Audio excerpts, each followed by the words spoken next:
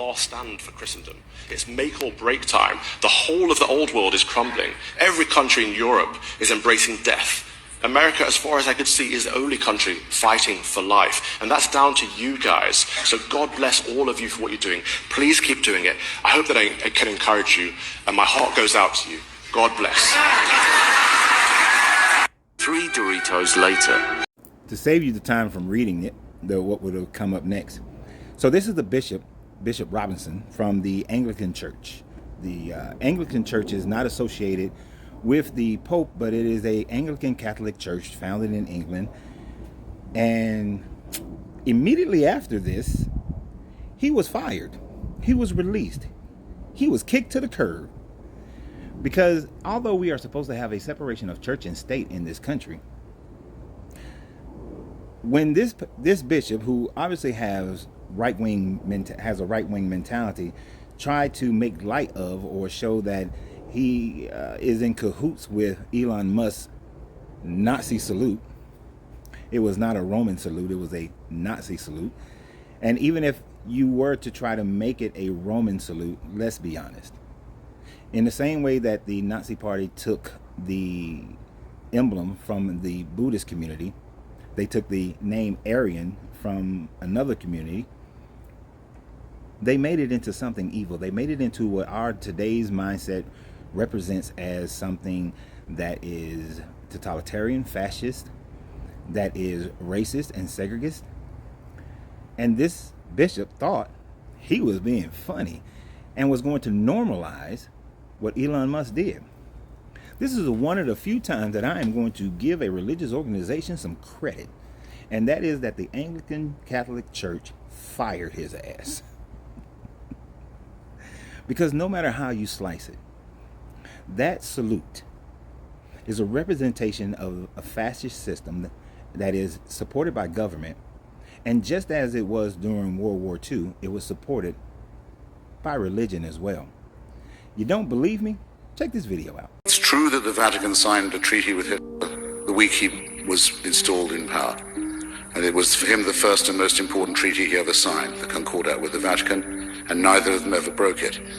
It's also true to say that in my triumph he praises the Catholic Church and never left it, and has nothing but contempt for atheism.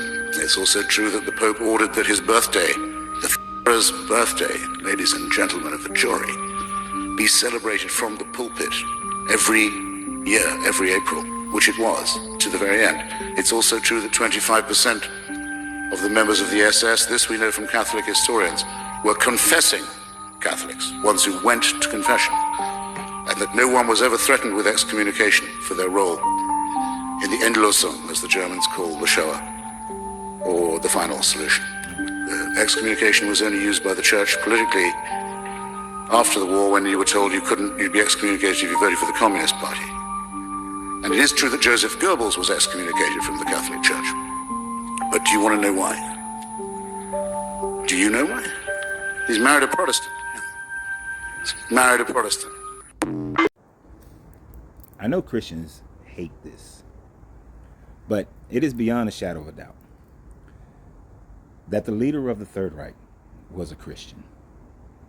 You can find many videos of him walking through the Vatican with the Pope, going through the Vatican libraries, going through St. Peter's Basilica. He and his cohorts thoroughly believed in Jesus. He and his cohorts thoroughly believed in the Bible. And according to your Bible, all you have to have is belief that Jesus was the Son of God, and you will enter into heaven. Now, the problem comes because your morality says otherwise. Your morality says that no, because of the things that he did, he could not have been a follower of Jesus. But let's remember, Jesus never called for equal rights between men and women. Jesus never called for the ending of slavery. Jesus didn't mention nothing about the wholesale slaughtering of rival people.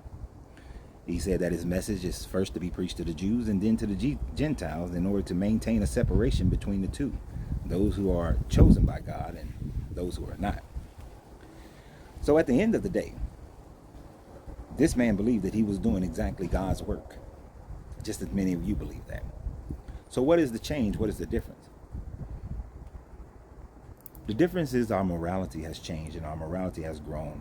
Our morality consistently changes. There were those who fought for slavery.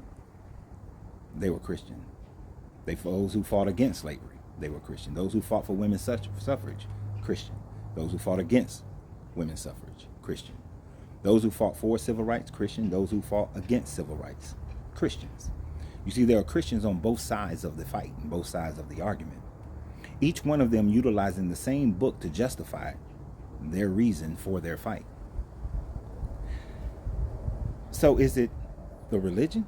Is it the relationship? No. It is your morality. And simply each side takes this book and they back their morality with this book.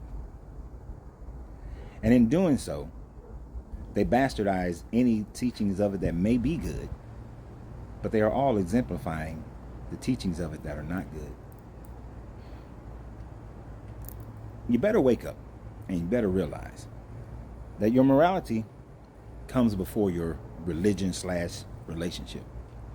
That whatever your morality is in whatever country you are living in today, because is America the only country fighting for life? And this man was speaking specifically about abortion. No, there are many African countries and Asian countries that you go to and abortion is illegal. So how is America the only one that's fighting for life? You see, the lies that they tell you are the lies of propaganda to be able to keep you in lockstep with their beliefs and their way of understanding this book and in their way of their morality. So at the end of the day, stand up for your morality. Stand up for others. There was a wise man, and I can't say it exactly how he said it, but I'm going to start out how he said it and make it more relevant to today. He says something to the effect of, when they came after the Jews, I said nothing because I am not Jewish. When he came after the feeble, I said nothing because I am not feeble. You see, when they came after the women, I said nothing because I am not a woman. When they came after the Spanish and the Latin, I said nothing because I'm not Spanish or Latin. And then finally they came after me, the black man. And there was no one to stand with me. If you don't stand up for the equal treatment and fair treatment of people, if you don't recognize that these indications that they're giving you is trying to take you back to a time frame where people were exterminated, people were segregated, people were abused, then by the time they get to you, white America, there will be no one left to stand up for you. So always remember, you have to free yourself to be yourself because your greatness is non-negotiable. Good journey, good vibration.